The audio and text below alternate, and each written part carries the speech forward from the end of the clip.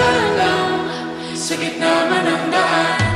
Mga saglit na inilikha, kakaibang tamaw ng sinag sa iyong kutis na kayo manggihos ang bahay.